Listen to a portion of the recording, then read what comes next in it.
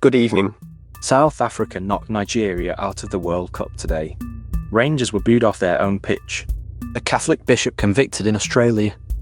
Ticks moving south in America carrying disease with them. The thread.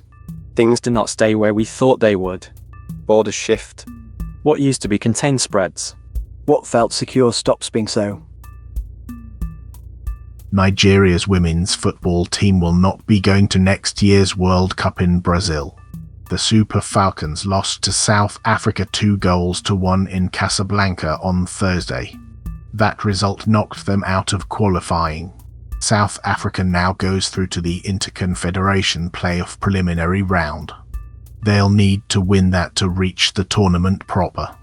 The match was played in Morocco. Nigeria had been hoping to qualify for their fourth consecutive Women's World Cup. Instead, it's their neighbours who advance. Vanguard reported this. A niche corner of the commodities market is now being watched closely by investors trying to predict Donald Trump's tariff plans. The price gap between copper traded on two different metals exchanges has been widening. That spread is giving traders a real-time signal of how much risk they face from potential new US tariffs. It's an unusual indicator. Copper prices don't normally tell you much about trade policy, but the gap between the two exchanges appears to reflect how nervous the market has become about Trump's next move on tariffs. Investors are using it as a gauge. CNBC reported this. Some stories get told again and again because they say something deep about who we are. In the West, that story is Homer's Odyssey. It's been adapted countless times over thousands of years. Now director Christopher Nolan has made his own version, focusing on the character of Odysseus.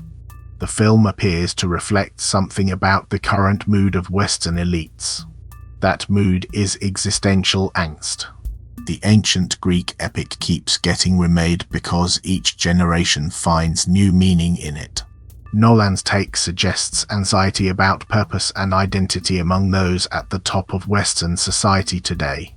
SCMP reported this. A passenger was partially sucked out of an aircraft window during a flight last month. The incident happened on board a Ryanair plane. American investigators have now revealed what caused the window to shatter. Broken engine parts were to blame. The debris from the damaged engine struck the window while the aircraft was in flight. The passenger survived the terrifying ordeal. The investigation was carried out by authorities in the United States. Sky News reported this. A major reservoir in South Australia is overflowing after days of heavy rain. ESA water opened for spillway gates at Mount Bold Reservoir this morning. It's the first time the spillway has been opened since 2022. The reservoir's storage levels have surged dramatically in recent days. They've jumped from 69% to 95% capacity. Mount Bold is one of the key water storages for Adelaide and surrounding areas. ABC Australia just reported this. Water poured over the Mount Bold spillway in South Australia for the first time in 3 years. The reservoir went from 69% full to 95% in days. A court in Australia has convicted a former Catholic bishop of sexual abuse. Christopher Alan Saunders led the Diocese of Broome. 2 men. The conviction comes the same week the Prime Minister spoke to President Trump about tariffs and defence. A former Catholic bishop in Australia has been convicted of sexual abuse.